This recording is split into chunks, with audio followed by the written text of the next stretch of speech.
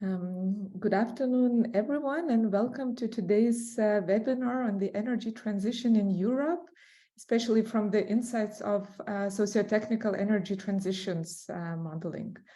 My name is Evelina Trutnevyte. I'm from the University of Geneva in Switzerland, and I'm going to moderate this session where we will have two speakers presenting.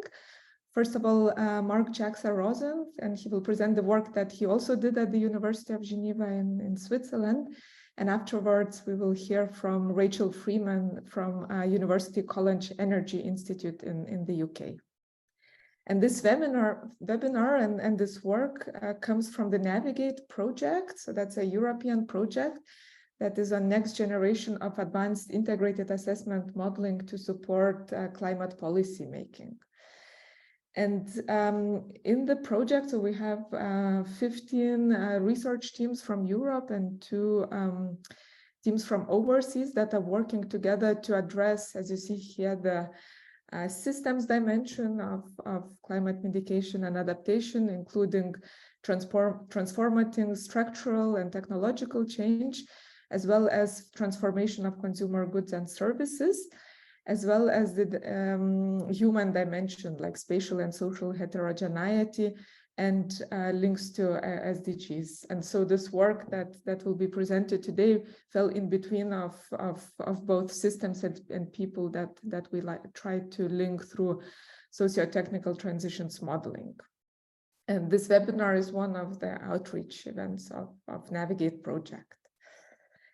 So now, first of all, we will listen to both presentations in the next 35 to 40 minutes. And then we will open the floor for questions. So during the presentation, please deactivate your audio or video. If you will have a question, raise your hand and wait until you are invited, or write in the chat. And just to say that this webinar will be recorded, and you eventually also will be able to look at that on the CMCC YouTube channel. So that's from my side, and now I would like to invite Marc. Yes, I will go ahead and share my slides. Right, yeah, we can see them. Great. Well, thank you for having me, and thank you for the introduction. So yes, my name is Marc Jaxa. I'm actually now based with the Joint Research Center in Sevilla, but like Evelina mentioned, this was work that we did as part of a Navigate Task 2.3 on socio-technical modeling.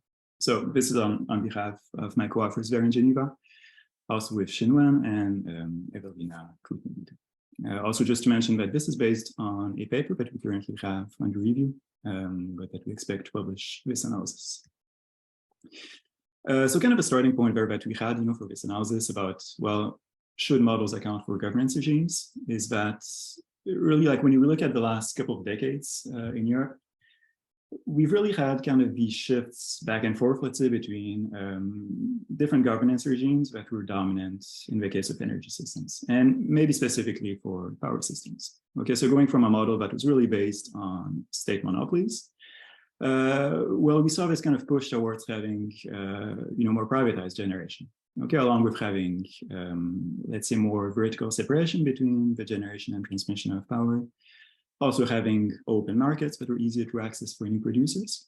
But then the thing is, that did not happen at the same speed in all countries.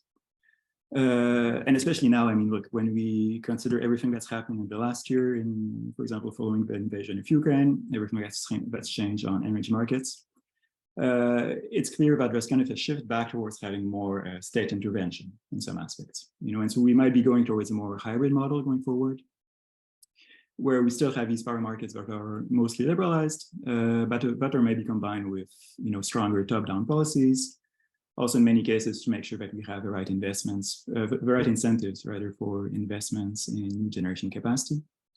So that's why, for example, we see now a bit more attention to things like contracts for difference on the EU level.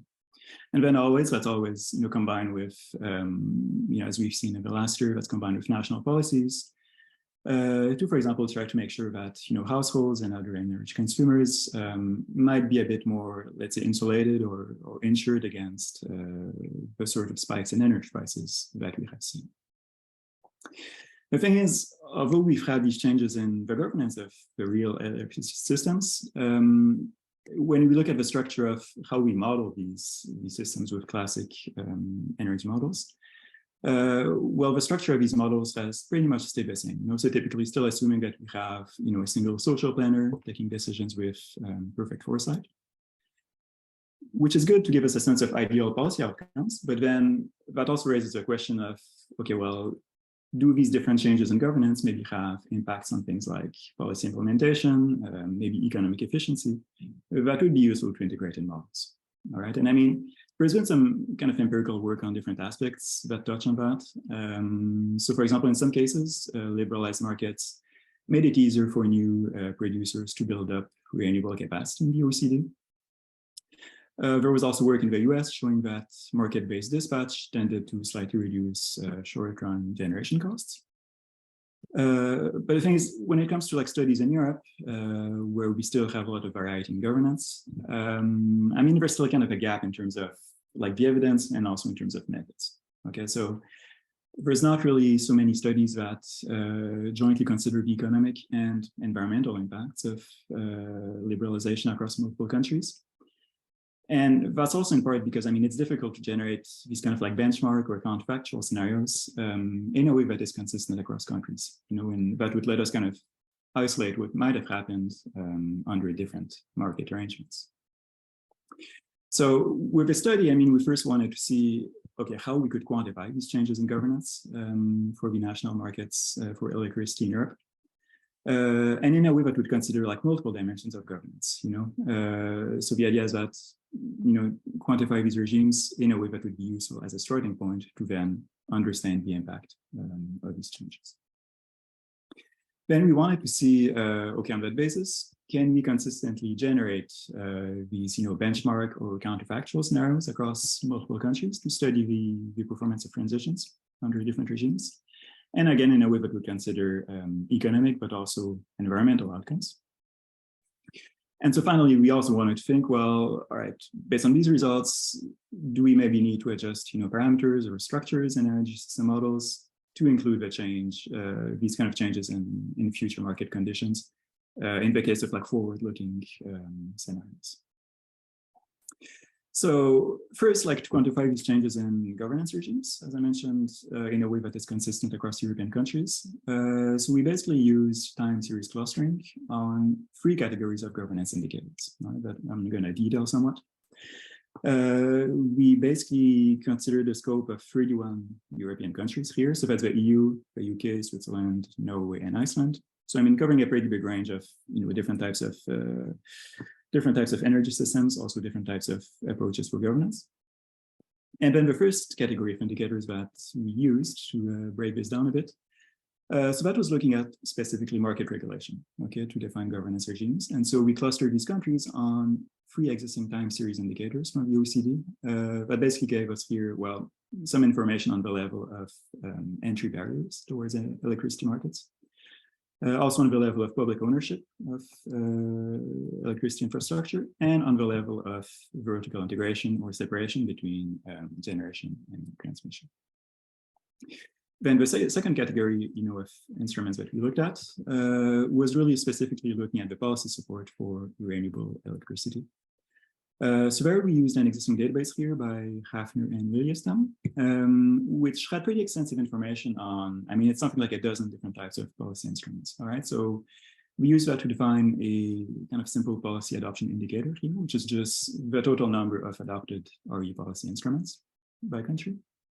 We also had a policy diversity indicator, which instead is let's say, the number of types of different policies that have been adopted. And again, we clustered the countries, on the basis of these 2 indicators. And finally, we tested still the same time series clustering method, but this time across the 5 combined indicators. Okay, so that's the 3 market regulation indicators on top, also the two RE pulse indicators, to basically find like these combined patterns of governance that consider these different dimensions of regulation, but also RE policy support at the same time.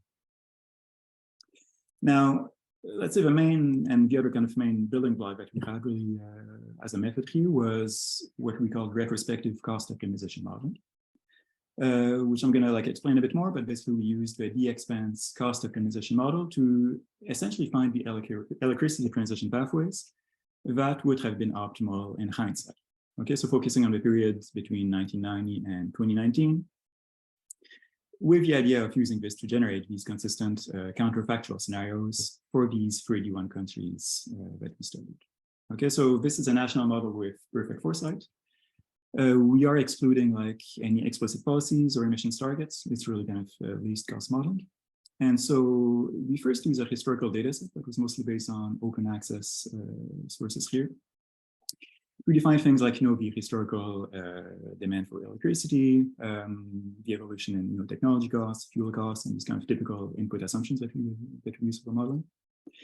And so then, like feeding that into the model, we basically optimized to find, okay, what would be the least cost capacity planning and dispatch? If we had known again in advance how fuel costs would evolve, how technology costs would change, and so on. Okay, so this gives us this sort of benchmark scenario under idealized assumptions. And just a note about the datasets, we had a separate publication here about, again, this kind of historical dataset for the 31 countries that we studied. So if you look at this link, the dataset is available and documented. Right. So next, the idea was basically that, once we have this kind of idealized least cost pathway, we evaluated based on 4 properties, as you see here, right? So that's, first of all, for economic efficiency of the transition, we use the net present costs of the supply. For environmental performance, we use the CO2 emissions intensity. And then we also have like 2 properties specifically about changes of the generation mix. Okay, so that's first the transformation index of generation, which is like the sort of sum of changes in the market share of different generation technologies. And finally, we just look at, okay, what is the generation share of new renewables in the generation mix, meaning, PV, wind, geothermal, and bioenergy. So then the next step is we still use a model, but in this case, to kind of compute a second pathway, where we constrain the annual capacity and generation to follow actual historical outcomes. So actually, in that case, we're essentially using the model as a calculator to kind of, just compute the same 4 properties, but in the case of a real historical transition. Okay. And so then to measure how close the historical pathway was to this idealized least cost pathway, we just take the cumulative difference of each property here, always taking the historical pathway minus the ideal least cost pathway to get 4 transition indicators here that we'll be using for the analysis. Okay, and I mean, just to mention like these indicators, that's not necessarily something that's like normative in the sense that, okay, if we have a small deviation in costs, that's good. That means that historically we were economically efficient. But for example, having a high positive deviation of renewable share, that might mean that historical policies had a positive influence on the adoption of renewables compared to the pathway that would only have considered the cost of the technologies. And finally, well, we apply that individually for the 31 countries in the sample. So again, covering the EU as well as the UK and EEA, and always for the 1990 to 2019 historical period. So then if we kind of look at some of the results by first looking at the historical governance regimes that we found using time series clustering. So that's first going to be focusing on the governance regimes that we identified only based on indicators of market regulation. Okay, and so here, like each of the plots essentially like shows the time series for each regulation indicator. So each line is the, let's say, regulation pathway for one of the countries. And the time series clustering basically found 2 kind of meaningful modes of behavior that we use colors to specify here. So that's what we call early liberalization in black and later liberalization in yellow. Okay, and in this case, the clustering was mostly picking up the different levels of public ownership that we had. here in the middle. So that means, we kind of had these countries with later liberalization that just kept more public ownership of the electricity infrastructure. Okay, I mean, on average, we also take a bit more time to reduce entry barriers for new producers on the left. But there's not much distinction in terms of vertical integration. All right, so pretty much all countries still keep some level of integration, based on this indicator from the OECD. And just to mention here that the countries with early liberalization, I mean, that's mostly Western countries, but we also see, for example, like Bulgaria and Romania in this group, which actually matches what we know kind of qualitatively about what happened with the power system in these countries. Then, in the case of governance regimes that are, in this case, only based on renewable policy support, so actually it turns out that the indicators we had for policy adoption on the left and for policy diversity on the right, they were actually pretty highly correlated. All right, so in the end, we just had these groups, what we called high support in blue and low support in green. And again, I mean, the groups are pretty geographically diverse, let's say. So, for example, Slovenia actually had the highest number of instruments that was included in the database. And here, I mean, like one thing is that although the policy database we use, like it was pretty comprehensive, let's say, but I mean, of course, in the end, like it's always a bit difficult to really consistently quantify these kind of policies. Ideally, we would have wanted here to like really look at, for example, the actual financial level of support that's coming from these renewable policies. And I think there was actually a recent publication by CMCC, in fact, that was able to do this. Instead of just taking the number of different instruments like we did here. But we found it was something that was pretty difficult to evaluate consistently for, again, the sample of countries and the time period that we had. And then the last part here was, again, looking at the governance regimes that were in this case defined really from combining indicators of market regulation, but also the type of renewable policy support.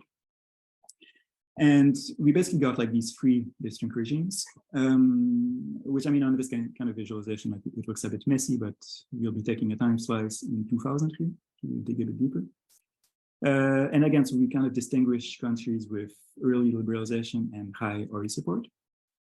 Countries with late liberalization, but still high RE support, and then a group that kind of lagged a bit behind on both indicators, so late liberalization and low RE support.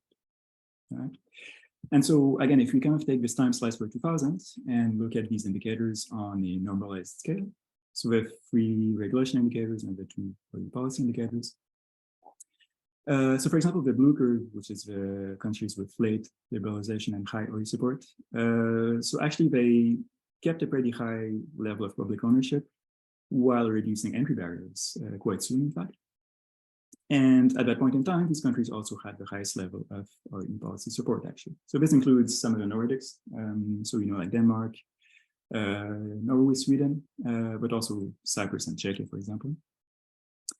While at the same time, in the countries that had at that time the lowest average values on the regulation indicators, so that was a group here that again combined, as we called it, early liberalization with let's say an intermediate level of RE support by 2000. And so here that includes countries like the UK, which opened its market quite soon, but also Germany as well as Spain. Now, if you look more systematically at these model transition indicators that we derived using this retrospective modeling across the governance regimes, that first of all here are only based on the regulation indicators. Okay. So this is using box plots to show the distribution of basically the transition performance indicators within each of the regimes. So each marker is one country, the colors are different regimes, and the subplots are the different transition performance indicators. Okay. So if you focus, let's say on the countries with early liberalization, which is the black box plots, well, we see that on average, actually, these countries had a higher deviation of unit costs. They had a stronger negative deviation of emissions intensity. They also had a higher, let's say, average transformation of the generation mix and a higher adoption of renewables. Okay, and just keep in mind here the y-axis, so that's always just showing the average difference. So the actual pathway minus the cost optimal pathway. So for example, the fact that we have an average value near zero for renewables in the yellow group on the right, That basically means that the historical pathway was quite close to the cost optimal pathway for that indicator. All right, while the positive values in the black group here on the right, still for renewables, that means that these countries with early liberalization, they, relatively speaking, built more renewables than might have been purely cost optimal. Okay. And just to mention that, I'm going to be keeping it short for a presentation today, but my colleague Geneva in Geneva had a separate publication that kind of took a deeper dive into some of the outcomes that we saw, specifically for these least cost historical pathways. It turns out often that a lot of the changes that we see are, for example, when it comes to this interplay between coal and gas and to some extent nuclear generation in the 90s. So that's where we really saw some of the discrepancies between what actually happened and the retrospective cost optimal pathways.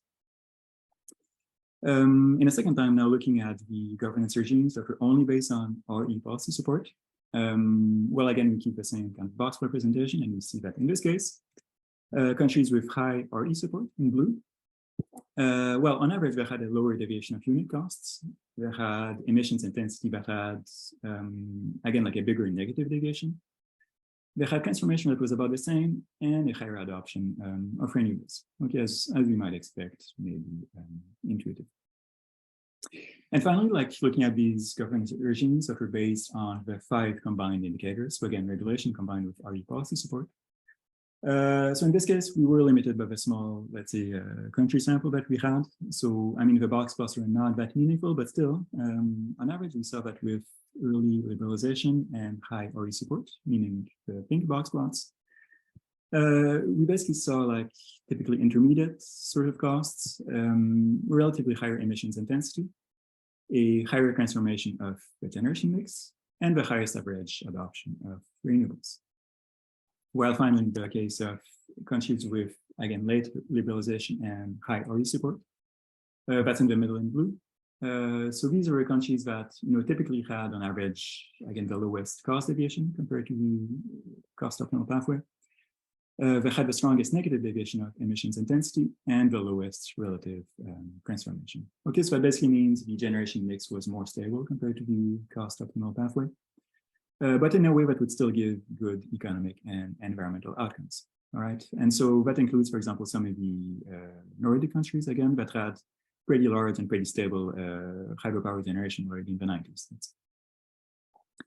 And kind of like I mentioned, like overall, like a lot of these results are because of different choices in capacity expansion between the historical and least cost pathways. Because, for example, I mean, it looks a bit counterintuitive, like to have high renewables, but also relatively high emissions intensity. And again, that's often because of what happened in the 90s with this relationship between, a transition towards more gas generation, maybe a bit earlier than would have been ideal. We also maybe had a bit less nuclear generation than would have been cost optimal, which would tend to make the historical emissions look a bit worse in comparison. Okay. So for this analysis, actually, we most kept it at that. And I'll get back to ways in which we, that could be interesting to expand, let's say. But overall, I mean, we did see that, from this kind of methodological point of view, we can use these existing indicators with relatively simple methods to identify changes in, the national electricity market governance regimes by basically highlighting these kind of consistent patterns of behavior across multiple dimensions of governance. We also saw still from this kind of methodological point of view, I think that this kind of like retrospective modeling, that can be pretty useful to like generate, again, these kind of like benchmark or counterfactual scenarios in a way that is consistent across, different countries and also consistent across different indicators for, economic or environmental impacts of transitions. Okay, so I think from a kind of methodological point of view, like we had some interesting results in that direction. Then, I mean, the fact that we had, these patterns of differences in terms of transition performance across the different governance regimes, I think that does suggest there's maybe something there, like in terms of positive complementarities, for example, between renewable support policies and liberalized power markets. And that would be consistent with like some of the econometric studies that I mentioned coming out of the OECD at first, for example. And it might mean also that from the point of view of modeling, I mean, we might have some grounds there to like adjust things like, I mean, assumptions on build rates, also on policy implementation based on such governmentations, because it might be possible that, you know, these kind of markets that combine high early support and let's say easy access for new producers, well, they might be a bit more effective in the short term to develop new renewable technologies.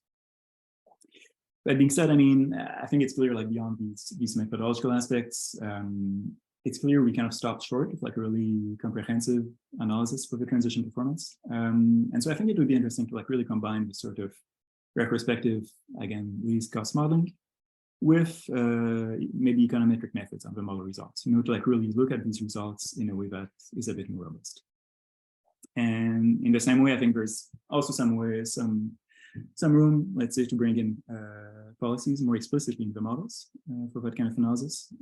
I think that might help like isolate some of the impacts of these policies and the transition outcomes. And again, like given that some of these recent policy databases really have a huge amount of information that can be useful for that kind of purpose, I think there would be some, you know, relevant insights to get in that direction. So yeah, on that note, I mean, thanks for listening, and I'll be passing the floor to Rachel. Thank you. Thank you very much, Marc. All right, Rachel. Thank you. Share my screen. I can't find the screen button.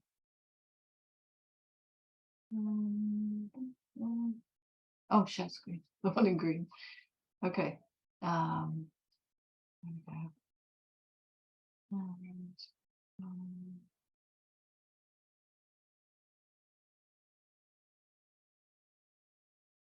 Nope.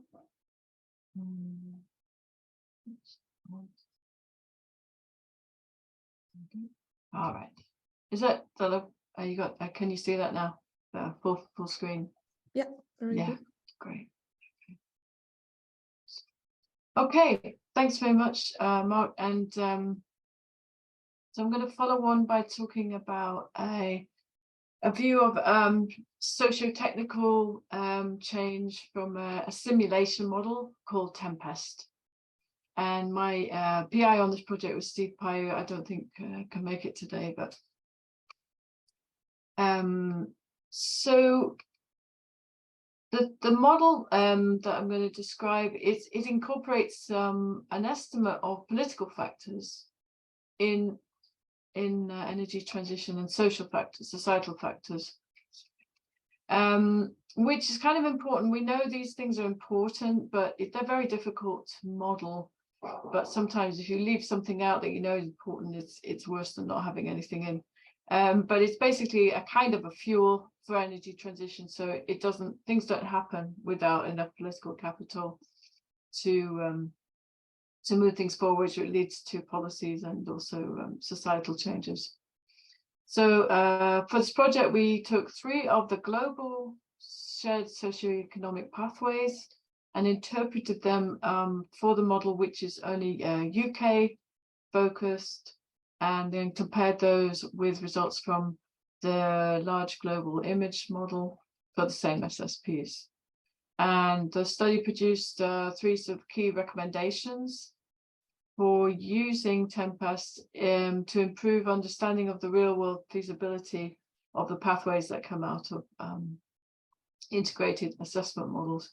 And the 2 papers that are key to this is the first one, which describes the model from 2021, and the second one, which came out of this Navigate study, and is published in the Environmental Research Letters, which I think is open access. So the structure of the model is, as you can see in this loop diagram. So these are balancing, which is like a goal-seeking loop, or reinforcing, which reinforces itself. There's the 2 basic types, and they are the whole thing is a goal-seeking kind of loop, because we've got a target, which is to reduce emissions down to net zero. We've got distance, and this informs our political capital, which we invest in policy And that eventually leads to mitigation measures, so various types, energy supply, energy demand, carbon capture, etc. And some of these measures are quite mature, and we just need to implement them. Some are very new and need a whole sort of industry built up. Some are more easy, some are more difficult. So, the simulation is endogenously generated, and each of these factors are linked by equations.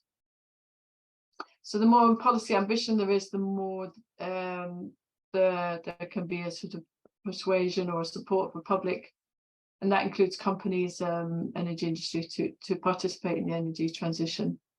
And what we want to have is where measures are become easier and easier as they are done more and more, so kind of learning by doing. And without that, measures can remain quite difficult and expensive, and continue to need government support. So, for example, nuclear in the UK still needs support, even though it's quite an old industry by now. So in order to create to model these narratives, the shared socioeconomic pathway narratives, what we did is we took qualitative descriptions of the pathways from the literature, and focused on 3 of them, which is called basically sustainability, middle of the road, which is very much a sort of carrying on as we are, but perhaps going towards gently going towards net zero, and then fossil fuels and high tech, which is accepting net zero, but not asking for very strong societal changes. And you can see each line shows a sort of qualitative description of these different aspects of what happens along a net zero pathway. So whether people accept and support things like nuclear, whether they accept renewables and fossil fuels. Some of this, so this is only for the UK, so we're looking at quite a mature energy system. So this would look different, and obviously in most countries it will have a slightly different look, or this pathway will be interpreted differently, right? But it gives you a basic idea of the 3 scenarios. And so then we took these qualitative descriptions, and they were turned into quantitative inputs to TEMPEST. So, for example, in a high sustainability scenario, political capital increases over time, and there's a positive feedback that continues to increase it as time goes on. Middle of the road, it sort of increases a little, but not dramatically. And then in a fossil fuel high tech, there's a sort of generally either minimal increase or maybe possibly a decrease over time, as people do not support some of the more disruptive parts of the transition. And then for each of basically the measures are split up into different kinds of measures. So what I'm calling branching here is actually one of these ones where it's quite branches out from the measures, the type of energy technology we've had, say up to like 1990. So this would include carbon capture, it would include hydrogen, ammonia, there's some synthetic fuels, some of the changes that are possible but are very novel and difficult compared to what we've done in the past, which is mostly fossil fuels. And you can see that there's a different level of expectation in each of these scenarios about these different kinds of measures, whether fossil fuel switching will go much faster in a sustainable scenario than it would in SSB5, which is the fossil fuels scenario. So when simulated, you can see there are different patterns. So these are societal and political factors. So that this is not the energy and emissions changes. This is more like the changes in public support and also political support. So top left, we have policy ambition. So this is related to how much political support there is. So in our best scenario, we have a big, huge burst of support and a lot of ambition in policies, which later we don't really need because they succeed. In the worst case, the policy ambition is sort of mediocre and then maybe falls away due to political pressures. Political capital here, it has a burst, an increase in early 20s, and then this rise here is more like actually due to a feedback, so where there's a positive response due to changes and the changes produce more positive responses. Public willingness is a way of describing how likely it is that when policies are launched that they will achieve what they are expected to achieve, and that's not always the case. Depends on quite a few factors, but of course but it's partly to do with the way policies are designed, but also to do with the willingness of people to make the changes. And that declines in SSP5 quite significantly, but it's very high in the SSP1. And finally, the savings. So this is actually behavioral savings are to do with demand for energy. That is not energy efficiency, but energy service demand. So how warm your house is in winter, or how much you travel. And you can see that in most of these cases, so these are negative savings. So starting in 1980, there was a significant constant increase in demand for energy services in the UK, which kind of leveled out. And then so going forward, there would need to be, in all three cases, there's going to be some kind of decrease in that in response to the net zero challenge. Although in SSP5, those gains are then lost as demand increases. So the measures that are implemented in these three scenarios, you can see are kind of the way that the system was designed in terms of representing preferences for different measures. You could see that in SSP5, there's actually an increase in energy service demand. So that's in behavioral measures, they don't create any savings, they create negative savings, or they basically don't work.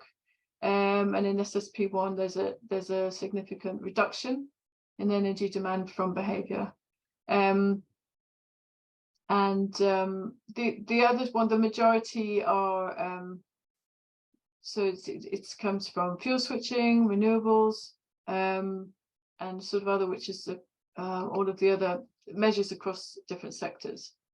In addition of low carbon power, it's quite a good mix of renewables in SSP1, and in SSP5 it's mostly these new technological challenges, which are not as which are more popular because they're not visible. A lot of the renewables are visible, which is societally in SSP5 people are not so keen on that. And and just this one here, which is an estimate of the total cost. So that includes an estimate of the financial cost on the demand side, financial cost of adding new power generation, but also cost of, you might call it lifestyle reduction or changes, which again is part of a lot of scenarios. So if you add that in, it's a sort of indicator. And then policy ambition. So how much policy ambition is required to get this done? What we see is the total cost is actually highest for SSP1, middle of the road for SSP2, and lowest for SSP5. But of course, this is it's very subjective because it depends how you measure those, because these are not the same units. So this is a really broad estimate, but I think it's quite a good idea to just even try to include those societal costs along with the technology costs. So if we compare the trends from TEMPEST and IMAGE, so the rates of change of key indicators are generally much lower in historical trends than seen from 2020 onwards, which indicates how challenging and disruptive the changes could be. Generally, because the UK TEMPEST model didn't include BECCS in the power sector, so imaging achieved much higher emissions reductions with a lot of negative emission technologies. But TEMPEST, on the other hand, had higher energy demand reductions, and there is a commentary, the power demand side changes might be underexplored in existing IAM scenarios. So in discussing the feasibility of these scenarios, you can think of it in a way as what happened before in terms of the rate of change and the type of change, and the rate and type of change that are envisioned in the pathways. So the pathway, so SSP1 really does require unprecedented changes in energy demand practices, end use technologies that we haven't really seen before in terms of like a very strong reduction or transformation of how energy demand practices work that leads to a reduction in energy demand. And again, SSP5 is a very large new capacity of novel and complex technologies. And again, that is unprecedented to build these in a short time. We need new industries, infrastructure, engineering expertise. So SSP2 is probably out of the three is the most likely of the ones that were modeled to be realized. It does require a smaller drop in energy services demand, and it still needs significant new capacity and new complex measures. And what is the overall feasibility of the UK reaching its net zero target according to these results?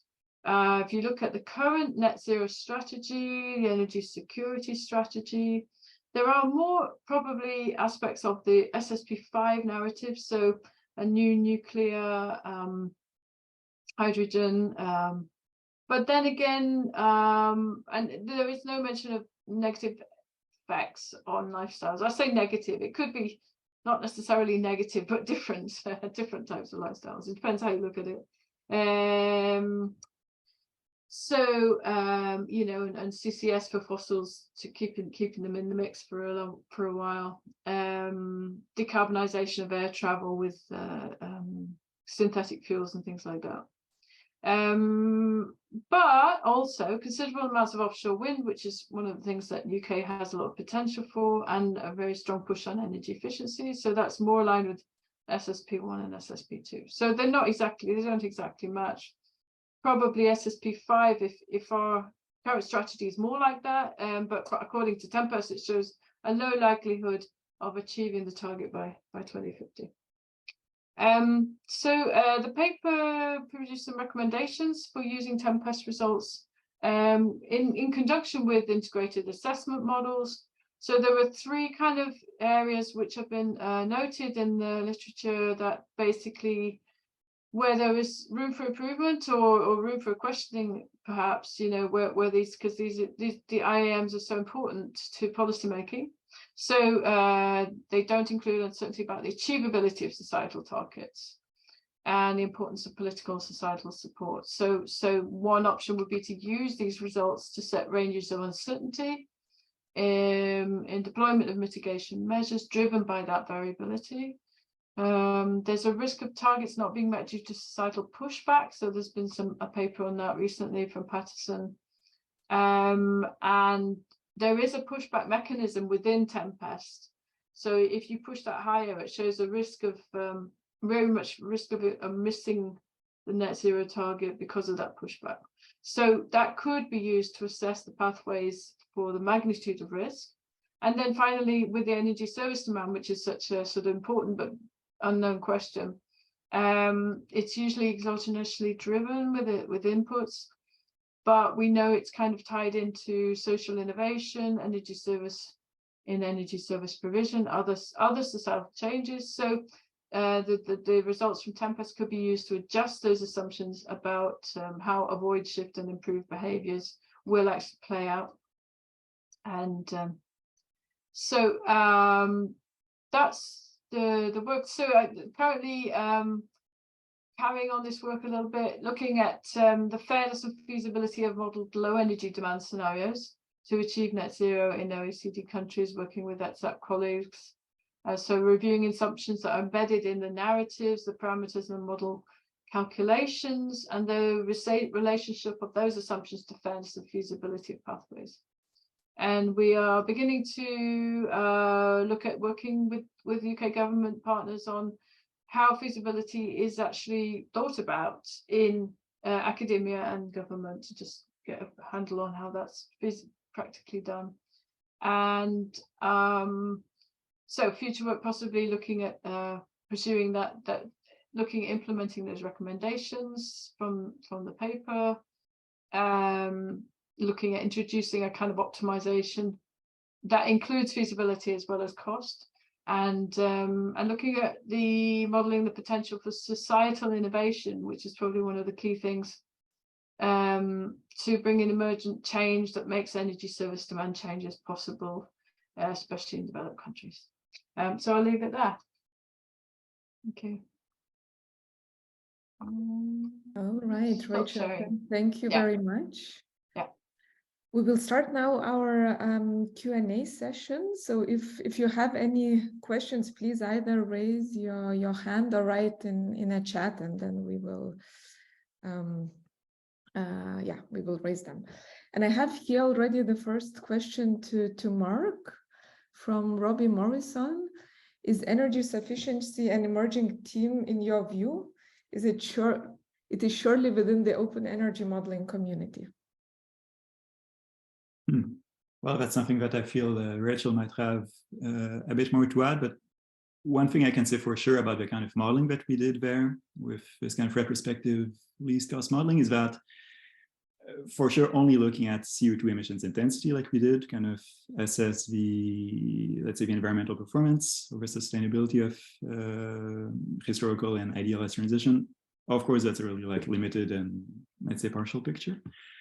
And for sure, something like looking more at, energy efficiency and energy sufficiency specifically might be a very useful way to kind of have a broader understanding of like, okay, how well did these transition pathways really perform, compared to some idealized world. That being said, I do think there's maybe two challenges to kind of bring that, especially into the kind of modeling that we did. One is that simply in terms of data coverage, like, if you want to understand the performance of past transitions, we need a pretty broad scope in terms of time and also in terms of coverage of countries. It often means like going back several decades. And even in the pretty limited modeling that we did, already like finding, let's say, consistent data for the 90s was quite challenging for some countries. And then these are countries that, well, if you remove them from the sample, you lose a lot of diversity in terms of the types of energy systems that are being developed, the types of governance structures, and so on. So I think that's something that would be really interesting to kind of, again, extend the indicators that we use for transition performance, but it might be quite labor intensive. I would say it's also like, in our case, because we really focus on power sector modeling, I think what could be really powerful is to kind of extend this sort of retrospective approach to also other sectors, right? Because we know that energy sufficiency, that's something that, well, you're going to be dealing a lot with, that kind of outcomes that really matter for households. It's often also like the heating sector, for example. It's other dimensions of the energy system that in our case we were not quite able to capture. But for sure, I think it could be a really relevant work to kind of extend the assessment of transitions. Thanks. Rachel, would you like to add something? Because you had reduction of demand in energy services covered in your TEMPEST model. Yeah, I do think sufficiency is a really important concept. I'm actually looking at our current paper writing group on fairness, and probably much more of an issue in the developed world, because it's possible that some parts of society if you don't do it right, that sufficiency level may not be met for some parts of society. So that's, nobody wants to force anyone into fuel poverty. So that's a really important question. I think it's quite a difficult thing to set. I know some of the models do have a sort of I think most models have a sort of minimum level that would be acceptable. In TEMPEST, the energy service demand kind of from a 2020 level goes back at almost to sort of what it was in the, say, mid-90s. So it depends how old you are, I suppose. Some people would consider that really bad, and some people would say, well, it wasn't that bad. You know, so it's very much your point, depends on your point of view. Yeah, I think that there's much more work that needs to be done on the whole. What is sufficiency? I think it's still an open question. I haven't seen a very good definition of it. Also, it depends on geography. It depends how, you know, how big the country is, how cold and hot it gets. There's a lot of issues there that make it quite variable. Yeah, but yeah, and that basically political people are very, very uncomfortable with talking about that, because it really doesn't fit with, you know, a general understanding of what progress is, and it's a real vote loser if you want to talk about that. But then again, you know, that's why I think this societal innovation is so important. It's not just taking something away, but providing something in a new way. Something that's probably the key there. There's another question for you, Rachel, whether you think that the degree of openness of the analysis would contribute to public acceptance and vice versa. Yeah, definitely. I mean, it's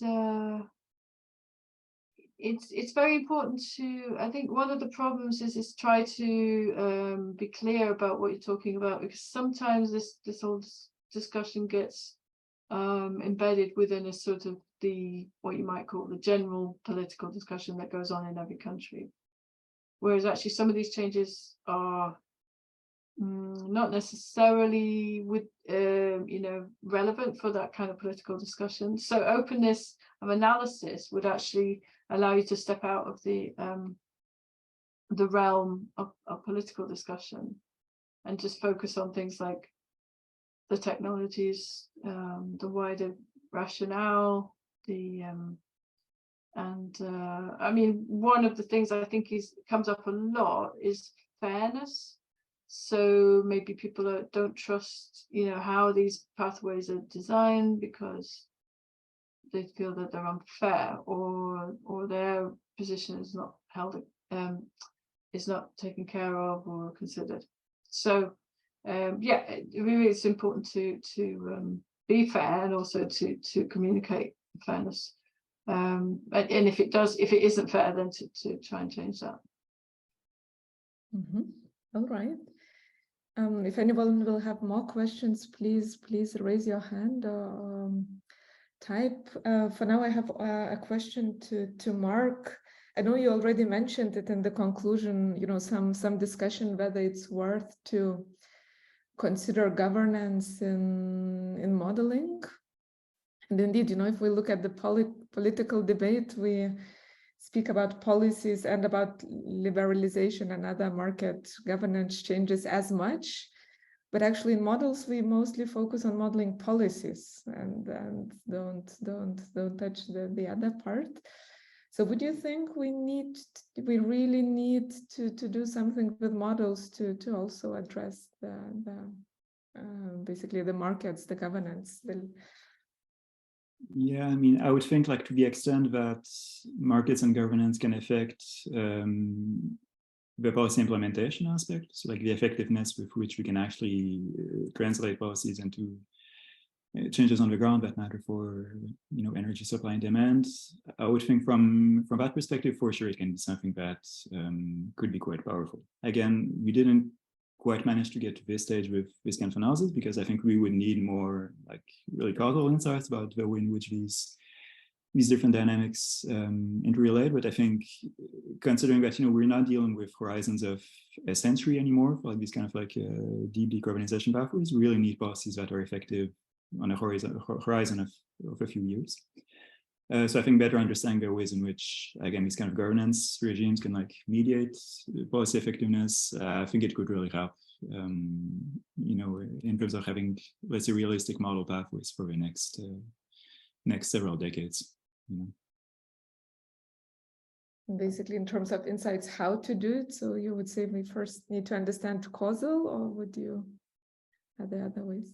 Yeah, that's a good question. To be honest, I'm not sure. I think that's something that should be left to the econometricians and the economists who are able to like really derive maybe more robust insights about, let's say, the sequencing of these different actions.